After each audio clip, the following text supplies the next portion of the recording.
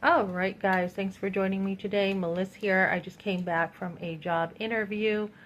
Make sure you stand very firm in what you believe, guys. So I did have somebody reach out to me when I had asked somebody if they help with certain stuff. As I had lost work again with a cleaning company that no longer had work and a restaurant that had slowed down big time. So I asked this restaurant for a reference. They will give it to me. And, I'm on call, but there's not enough work still. So I usually have, a bunch of jobs going at once. So I had asked a church for help, and they called me and just like 15, 20 minutes ago and said, we usually ask that people come to our church.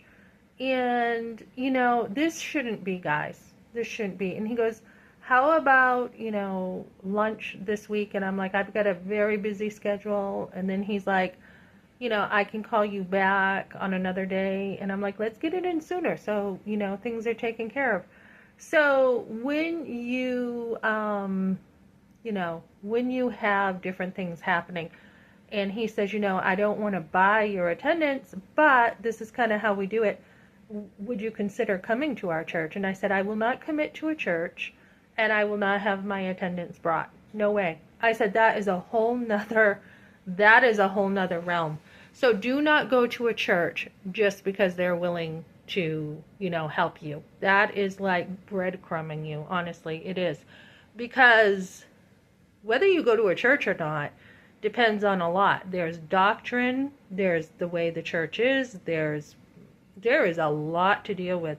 And I am very particular about which church I go to. And so money's not the main thing with the church, but churches that help people, that is one qualification I look at. And not just we help our own, but we help people who call and who can use help. So that is one of my biggest litmus tests for before I even go to a church. Give them a call, see if they help people, see what they do, see what their practices are. And no, I cannot be brought. Not at all.